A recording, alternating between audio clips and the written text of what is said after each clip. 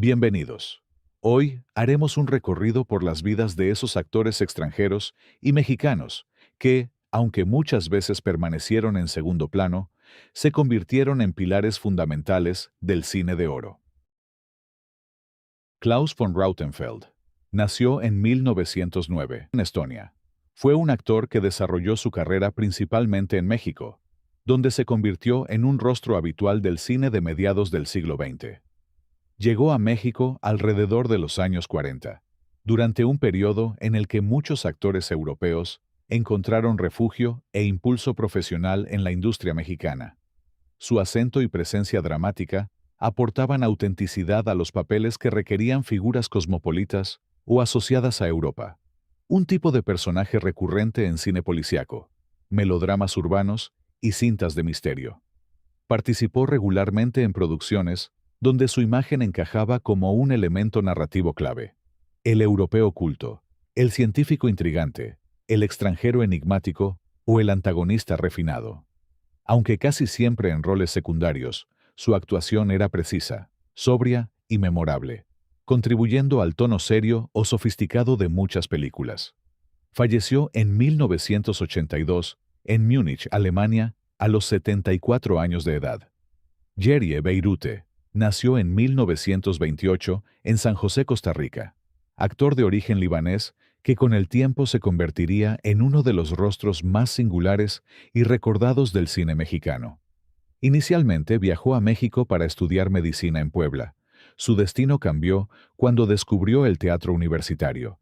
Debutó profesionalmente con la obra Cándida de Bernard Shaw, experiencia que lo llevó a abandonar definitivamente la medicina para dedicarse a la actuación. Su llegada a la Ciudad de México marcó el inicio de una carrera cinematográfica muy particular. Su físico intenso, el rostro anguloso, la mirada penetrante, las cejas marcadas y su voz grave lo convirtieron en el villano perfecto del cine fantástico y de terror. Entre mediados de los años 50 y principios de los 70, apareció en más de 30 películas, destacándose en títulos como Ladrón de cadáveres, El ataúd del vampiro, La casa del terror y producciones posteriores de corte fantástico.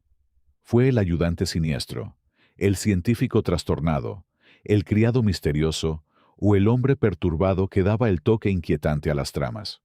A la par, su versatilidad le permitió brillar en comedia junto a figuras como Tintán, Viruta y Capulina, además de participar en películas de aventuras y westerns mexicanos. También trabajó en radio y televisión, interviniendo en programas humorísticos. Falleció en la Ciudad de México en 1972 a los 44 años, víctima de un infarto. Su muerte temprana truncó una carrera que aún tenía mucho por ofrecer, pero su presencia quedó inmortalizada en el cine. Guillermo Kramer, o Gilbert Kramer, nació en Alemania y llegó a México tras la convulsión política europea previa a la Segunda Guerra Mundial. Se movió con soltura en películas épicas, religiosas y de época, donde solía representar a aristócratas, comandantes o figuras de autoridad. Participó en varias producciones importantes de los años 40 y 50. Francisco Reiguera, nacido en España en 1899, fue uno de los actores de carácter más singulares del cine mexicano. De rostro delgado, anguloso y profundamente expresivo, es célebre por haber interpretado a Don Quijote en el inacabado proyecto de Orson Welles, papel que parecía hecho a su medida y que lo convirtió en figura de culto. Exiliado tras la Guerra Civil Española, llegó a México en los años 40 y se integró a la industria cinematográfica de inmediato, destacando en papeles intensos, enigmáticos y de gran fuerza dramática. Participó en numerosas películas, casi siempre como personaje excéntrico, sabio, loco, mendigo, profeta o figura ambigua, gracias a su fisonomía tan particular y su estilo profundamente teatral. Reiguera dejó una huella constante en el cine mexicano, donde rara vez tuvo papeles grandes, pero cada aparición suya era inolvidable. Murió en 1969, dejando un legado como uno de los rostros más inconfundibles y singulares de la época de oro. Luis Acebes Castañeda, nacido en España en 1913, y radicado en México desde joven, se convirtió en uno de los villanos clásicos del cine mexicano. Su mirada penetrante, su voz firme y su presencia imponente lo hicieron perfecto para encarnar antagonistas en películas de drama, western, comedia ranchera y cine policíaco. Durante los años 40 y 50 fue uno de los actores de reparto más solicitados. Su versatilidad le permitió también destacar en teatro y televisión, pero fue en el cine donde consolidó su imagen de villano por excelencia. Participó en producciones con grandes directores y estrellas, dejando una trayectoria sólida que abarca más de 100 películas. Murió en 1990. Antonio Bravo, nacido en España en 1898, llegó a México huyendo de la Guerra Civil y encontró en la industria cinematográfica mexicana un nuevo hogar y un camino profesional. Su porte distinguido, su dicción impecable y su presencia elegante lo llevaron a especializarse en papeles de abogados, médicos, profesores, clérigos, jefes de familia o figuras de autoridad moral. Fue uno de los actores favoritos del cine religioso y de época, apareciendo en títulos tan importantes como El mártir del Calvario, La Virgen que forjó una patria y Reina de reinas. También trabajó en dramas contemporáneos y comedias, siempre interpretando personajes maduros, serios y respetables. Como muchos exiliados españoles, dejó una huella profunda en el cine nacional gracias a su profesionalismo, su formación teatral y su estilo sobrio. Murió en 1975. Ramón Vallarino fue un actor cubano que desarrolló la mayor parte de su carrera artística en México, especialmente durante las décadas 40 y 50, cuando el cine de rumberas, cabarets y melodramas tropicales estaba en pleno auge. Su origen caribeño, su físico elegante y su facilidad para moverse en ambientes musicales lo hicieron ideal para interpretar a galanes tropicales, empresarios de cabaret, músicos, bailarines, administradores de salones de baile o personajes ligados al ambiente nocturno.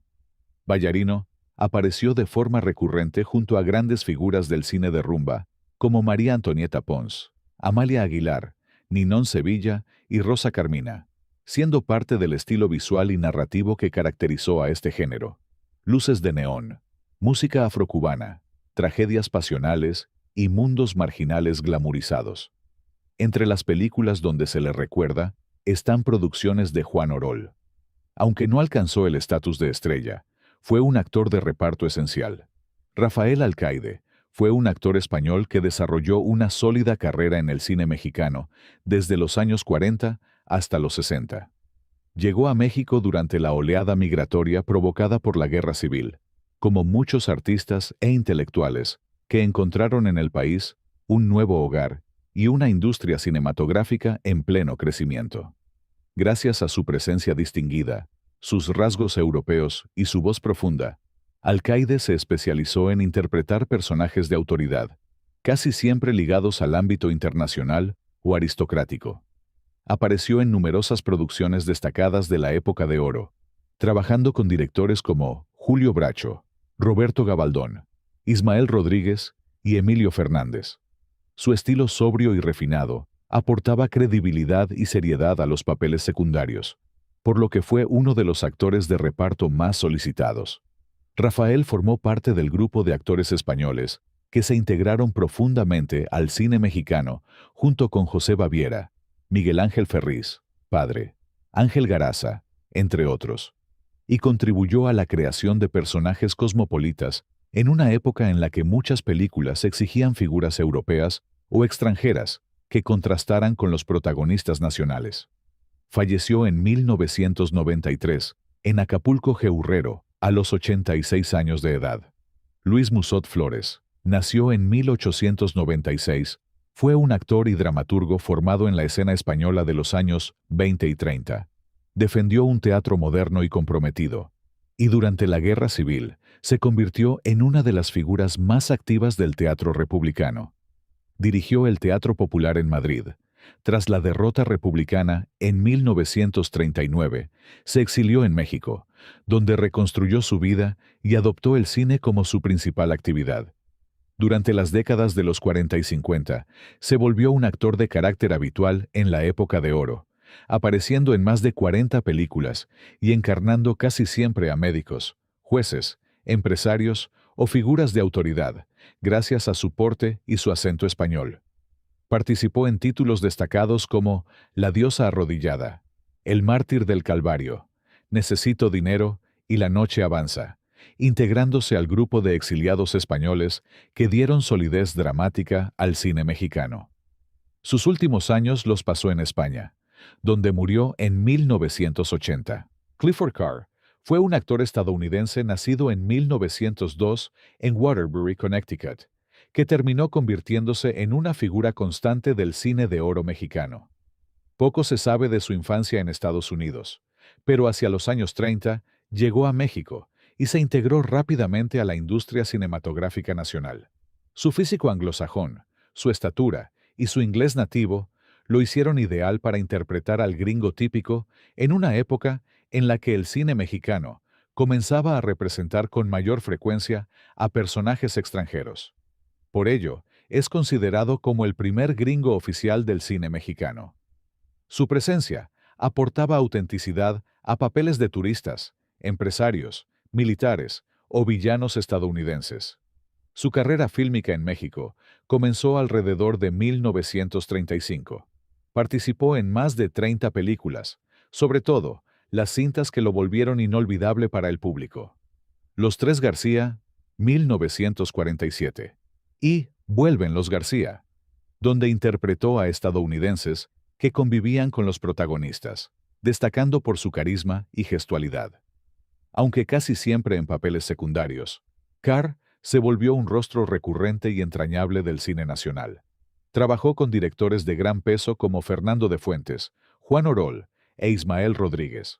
Su vida se apagó repentinamente en 1947 en la Ciudad de México, a los 45 años, víctima probable de un problema cardiovascular. Fue sepultado en el Panteón Jardín. Crox Alvarado, nacido en 1910, en San José, Costa Rica, que se convirtió en una de las figuras más constantes y queridas del cine de oro mexicano. Desde muy joven llegó a México, donde inició su carrera primero como boxeador profesional, lo que le dio el físico atlético que después distinguiría sus papeles en pantalla. Entró al cine en los años 30 y pronto se volvió un actor de reparto indispensable, especialmente en películas de aventuras, comedia, cine fantástico y rumberas. Poseía una presencia fuerte, mirada expresiva y gran facilidad para el humor, cualidades que lo hicieron muy versátil. En los años 50 y 60, destacó además en el cine de luchadores, donde interpretó científicos locos, mafiosos o ayudantes cómicos, convirtiéndose en un rostro habitual al lado de luchadores como Santo y Blue Demon. Crox Alvarado trabajó más de 4 décadas. Filmó alrededor de 300 películas y también incursionó en la radio y la televisión. Murió en Ciudad de México en 1984, dejando un legado enorme como uno de los actores de carácter más prolíficos, carismáticos y queridos de la industria cinematográfica mexicana. Tito Novaro, nacido en 1905, fue un actor, productor y director nacido en Omaha, Nebraska, en Estados Unidos. Llegó a México en los años 30 y comenzó a trabajar como actor de reparto, destacándose por su presencia elegante, su voz firme y su facilidad para interpretar a personajes de autoridad, abogados, empresarios, policías, diplomáticos, médicos o jefes de oficina. Aunque rara vez tuvo papeles protagónicos, su versatilidad y profesionalismo lo convirtieron en un colaborador constante de los principales estudios y directores. Actuó en numerosas cintas entre los años 30 y 60, apareciendo en melodramas, comedias, cintas policíacas y películas de rancheras. Entre sus participaciones más recordadas se encuentran filmes como La mujer del puerto, Doña Bárbara, El joven Juárez, Los Miserables y muchas otras donde su presencia ayudaba a dar solidez dramática a los elencos. Además de actuar, Tito Novaro trabajó como productor y empresario cinematográfico, participando en la formación de equipos técnicos y apoyando proyectos fílmicos, lo que lo convirtió en una figura respetada detrás de cámaras. Falleció en Ciudad de México en 1982, dejando un legado como uno de los actores de carácter más serios y consistentes del cine mexicano. Charles Brunner, uno de esos actores extranjeros que, como Clifford Carr, aparecieron de manera frecuente en el cine mexicano. Nació en 1901 en Viena, Austria. Fue un actor y director de cine y teatro perteneciente a la generación de artistas europeos exiliados, que, al llegar a México, renovaron profundamente la escena teatral. Gracias a su formación moderna y a su experiencia en las vanguardias escénicas, aportó nuevas corrientes y métodos de enseñanza que influirían de manera decisiva en la preparación de actores mexicanos. Con un doctorado en humanidades, Brunner inició su camino artístico bajo la tutela de Max Reinhardt, una de las figuras más influyentes del teatro europeo. Comenzó como alumno y asistente, y más tarde se consolidó como actor y maestro en Austria.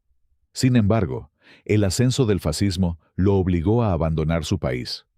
En 1942 llegó a México, integrándose de inmediato al ambiente cultural. Su primera actividad fue como actor y director del Club Heinrich Heine, un espacio donde se representaban obras en alemán. Poco después, se sumó a la Escuela de Arte Teatral del Instituto Nacional de Bellas Artes como docente, y trabajó también como director de escena en los llamados teatros de bolsillo. Brunner es reconocido por haber introducido en México buena parte del legado escénico de Reinhardt, así como el teatro épico de Bertolt Brecht. Falleció en la Ciudad de México en 1954 a los 53 años de edad. Carlos Riquelme nació en 1914 y fue un destacado actor, director y locutor mexicano, reconocido por su enorme trayectoria en el cine, la radio, el teatro y la televisión. Nació en la Ciudad de México y comenzó su carrera artística como locutor de radio, donde desarrolló la voz clara, profunda y perfectamente modulada que sería una de sus marcas distintivas. Ingresó al cine en los años 40, durante la época de oro, y rápidamente se convirtió en uno de los actores de reparto más sólidos y confiables de la industria. Su presencia elegante y su estilo sobrio lo hicieron ideal para papeles de profesores, doctores, jueces, abogados, sacerdotes, científicos, directores de escuela, diplomáticos, así como personajes moralmente complejos o de autoridad. Participó en decenas de películas emblemáticas. Su habilidad para dar profundidad emocional a papeles secundarios lo convirtió en un pilar silencioso del cine mexicano. Además de actuar, Riquelme fue director y actor de doblaje, prestando su voz a numerosos personajes de cine, televisión y documentales, gracias a su dicción impecable y tono cálido. Murió en 1990, dejando una trayectoria de más de 45 años en la pantalla y siendo recordado como uno de los actores de carácter más finos, cultos y versátiles de México. Sin ser protagonista, formó parte fundamental del andamiaje interpretativo que sostuvo a la época de oro y al cine posterior. Enrique Rodolfo de Anda Serrano, nacido en la Ciudad de México en 1943, creció entre cámaras y sets como heredero directo de Raúl de Anda, el legendario Charro Negro. Desde los 2 años apareció en películas y, ya adolescente, comprendió que su destino no era solo interpretar, sino también imaginar y fabricar historias. En 1960, obtuvo su primer protagónico con El hijo del Charro Negro, vitrina que lo proyectó a circuitos internacionales. El público lo bautizó para siempre como El Tejano, gracias a una cadena de westerns que definieron su figura recia y carismática. También incursionó como productor, fundando su propia casa productora. Estuvo casado en 3 ocasiones. En sus últimos años, enfrentó quebrantos de salud derivados de una diabetes crónica complicada por hipertensión. Fue hospitalizado en 2010 por una obstrucción arterial que derivó en trombosis, culminó en un infarto fulminante. Así se cerró la trayectoria de un artesano de la pantalla que supo ser actor, productor, guionista, director y empresario. Gracias por acompañarme hasta el final del video. Cuéntame en los comentarios qué actor no conocías o cuál se convirtió en tu favorito. Me encantará leerte. Nos vemos en el próximo video.